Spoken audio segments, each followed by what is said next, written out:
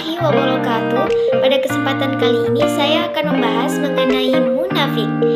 Munafik berasal dari bahasa Arab yaitu munafikun. Munafik adalah sebutan seseorang yang melakukan perbuatan nifak. Jadi nifak itu perbuatannya, munafik itu orangnya. Nah, nifak itu sendiri diambil dari kata nafik, yang secara bahasa diartikan ketidaksesuaian antara lahir dan batin. Maksudnya ketidaksesuaian antara ucapan dengan perbuatannya.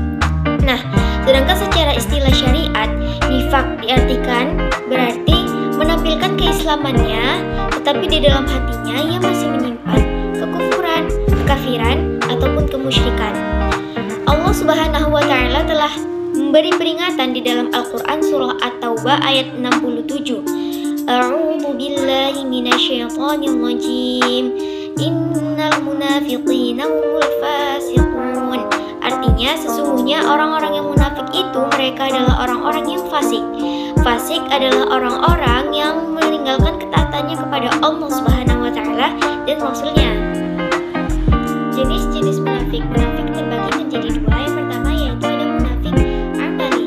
Munafik amali adalah nifak yang berkaitan dengan amalan. Maksudnya adalah perbuatan orang munafik yang di dalam hatinya masih menyimpan iman.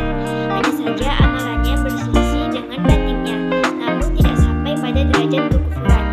Di mana terdapat sabda Rasulullah Shallallahu Alaihi Wasallam, yaitu ayatul munafiqi talata. Tanda-tanda orang munafik ada tiga, yaitu idza haddatsa kadzaba, apabila berbicara ia berdusta, wa idza wa'ada akhlafa, apabila berjanji ia mengingkari, wa idza tumina khana, dan apabila diberi amanah ia berkhianat.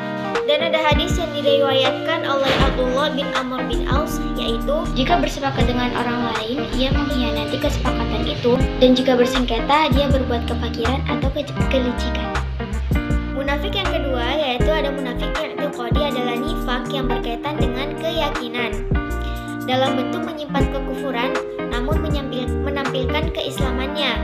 Konsekuensi dari kemunafikan yang i'tiqadi ini yaitu dapat mengeluarkan seseorang dari agama Islam atau agama Allah.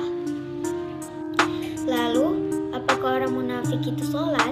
Ya, orang munafik itu juga mengerjakan sholat, namun semua itu mereka lakukan hanya dengan maksud tipuan, karena di dalam batinnya itu sudah penuh dengan kekufuran.